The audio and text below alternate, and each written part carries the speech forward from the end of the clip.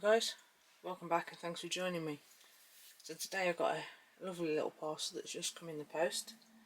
It's the 17th of September and as you can see, it's posted 2 days ago, 15th September. So let's crack this open and see what we've got.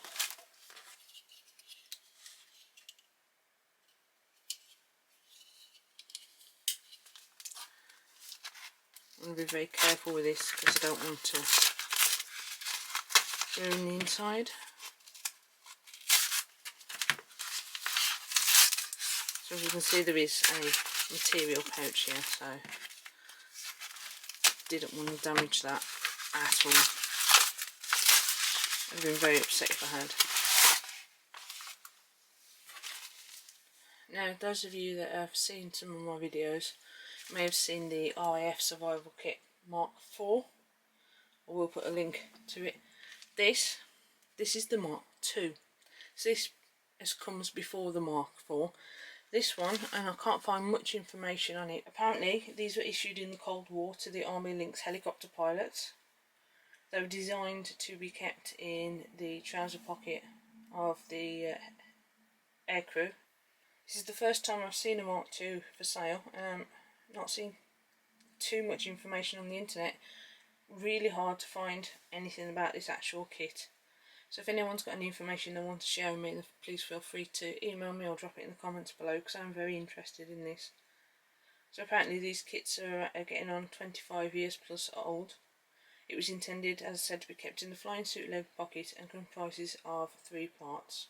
So let's open it up, take a look, and see what we've got inside. Now this was British Army, RAF and NATO approved. Again, the pouch is very similar to the MK4. Waterproof as well in nature for a short while. So straight out the bag we've got our part B, part A and part C. So part C is our foil blanket. It's sealed in a bag which could also effectively be used to carry water, purify water, hold food. If you've gone foraging and you found any berries, apples on the trees, anything like that. There's our part B as well. Now these have got information on the front of what the contents are. So part A, Survival Kit Individual MK2, apparently contains a sleeping bag, a candle and tampons. Now the tampons will be for fire lighting purposes. You can also put them in wounds, stop the bleeding, and we have got a little bit of delamination on this pack. Open it up and see what we've got inside. I don't want to ruin the pack, so I'll try and take this gently.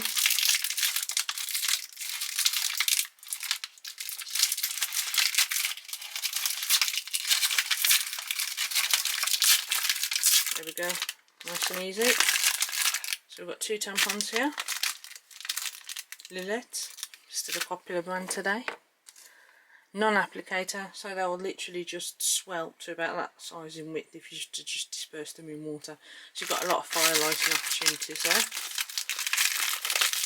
We'll pull the rest of the contents out. So there's our sleeping bag. It's not brilliant, I'm not going to open it all out because I'll never get folded back up.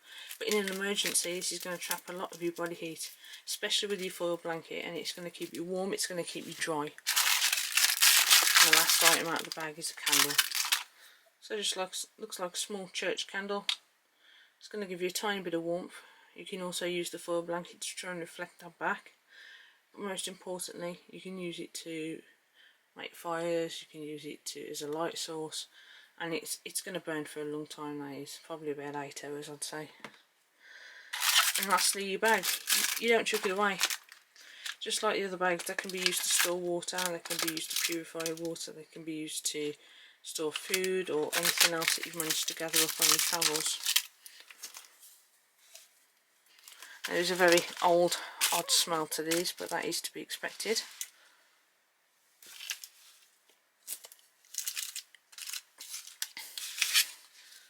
Lastly, we've got our part B.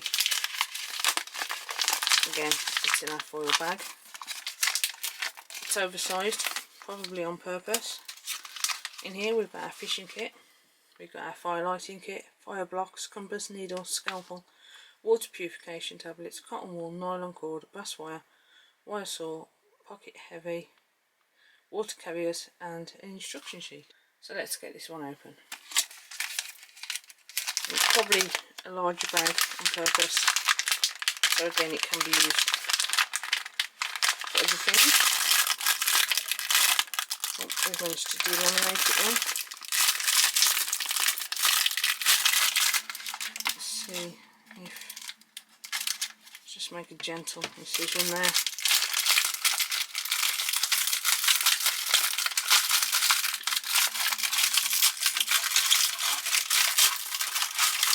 And there we go.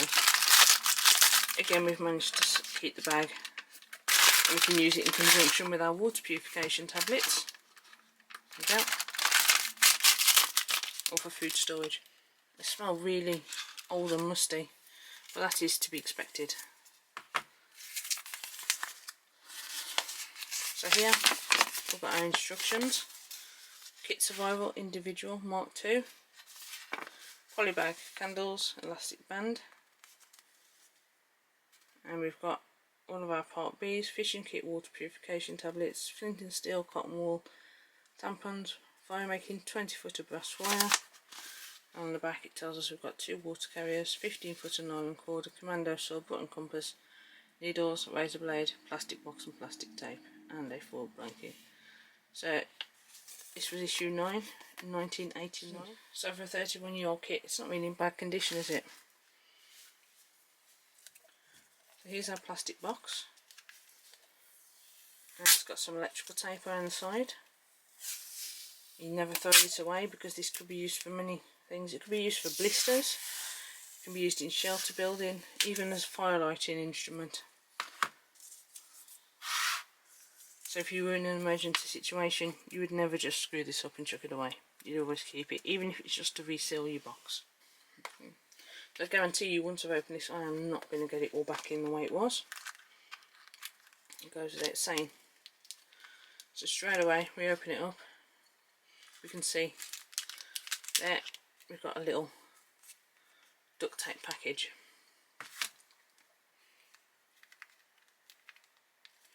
Not too sure what that is.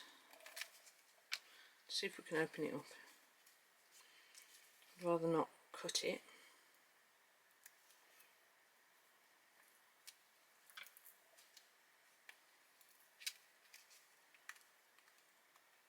Oh, it's our wire saw.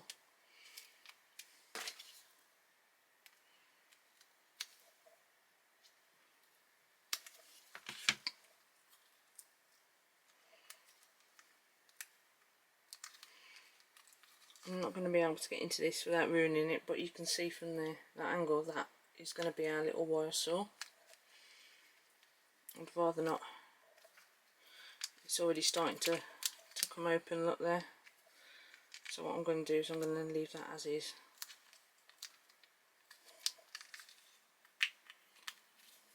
I'll just seal that back up because it's in that duct tape, so it doesn't go doing and spring everywhere and take up loads of room. So we'll pop that there. Here's our fishing kit. You can see we've got hooks on line, we've got some large weights, probably SSGs to be fair, and we've got a few swivels as well. We've also got a fly and a fake maggot by the looks of it. So we've got some built-in bait as well. It's fantastic. We've also got 12 Kirby Warning Puri tabs. I wouldn't recommend using those, but there's no date on the back, which is unusual. And we've got some cotton wool, which is our tinder. Always handy. We have a tiny little button compass here, which doesn't work anymore.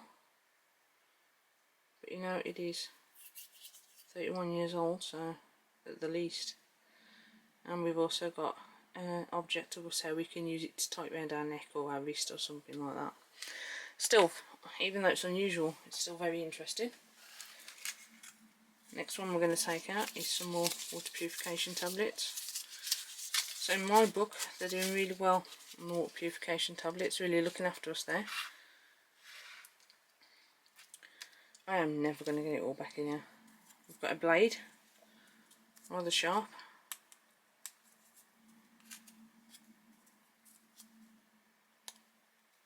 There we go. I ain't gonna. There's that blade. I bet you can't get that back on. Oh, I can't. Bonus.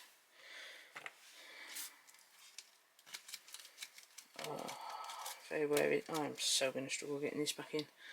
Our brass wire and our nylon cord so we can catch food, make shelter. Fantastic. There we have a very ruined condoms. They don't look good at all. That would have been for carrying water. Thankfully, we got backups.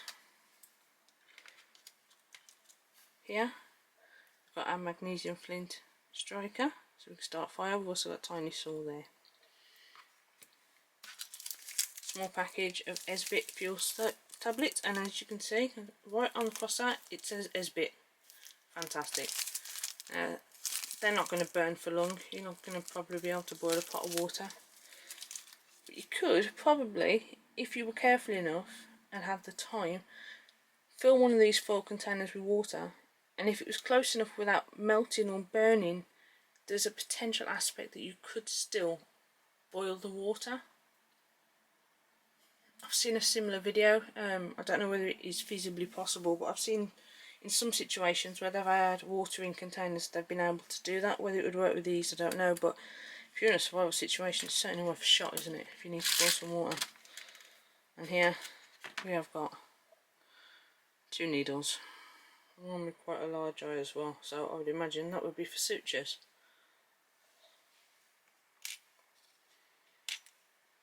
And there it is, the MK2 survival kit. Fantastic. And as I said, if any of you got any information about the Mark II and you want to share that information with me, I'm more than welcome for that. I really couldn't find much on this at all, but it is a fantastic little kit, and I'm glad I've had this opportunity to share it with you. Stay safe, guys, and I'll be back with you soon for more Eats, Treats and MREs.